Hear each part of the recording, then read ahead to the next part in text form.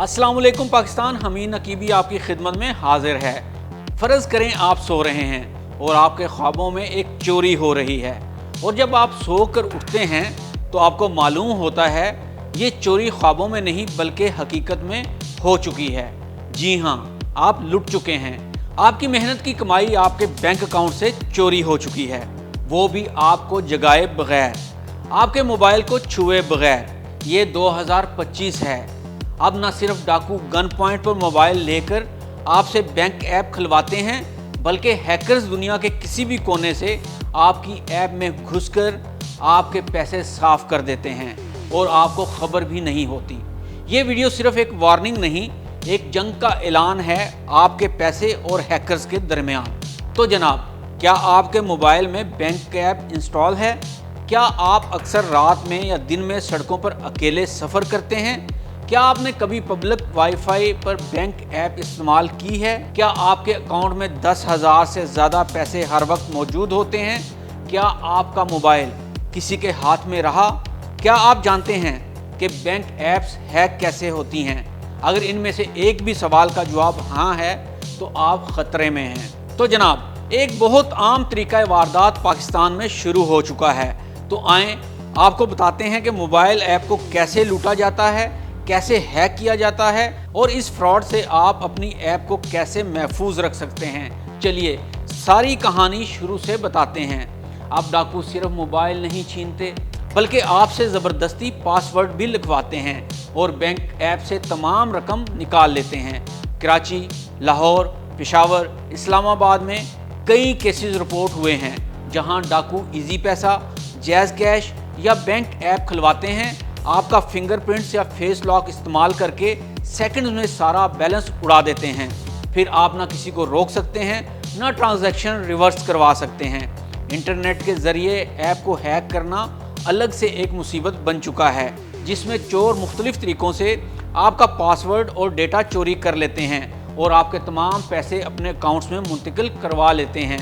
और इस हवाले से हाल ही में फैसलाबाद में एक बहुत बड़ा नेटवर्क पकड़ा गया है, जिसके पास बहुत ज़्यादा लोगों का डेटा मौजूद था जो चोरी किया गया था। लेकिन इन सब ख़तरात में सबसे बड़ा ख़तरा है अब डाकू किसी भी शरीफ शहरी को घेरते हैं, इसका मोबाइल लेते हैं और कहते हैं बैंक ऐप ओपन करो। शहरी जैसे ही बैंक ऐप ओपन करता है तो डाकू सारी रकम अपने अकाउंट में मुंतकिल कर लेते हैं। तो अब सवाल ये है कि इन ऑनलाइन फ्रॉड और डाकुओं से ऐप को कैसे महफूज रखना है।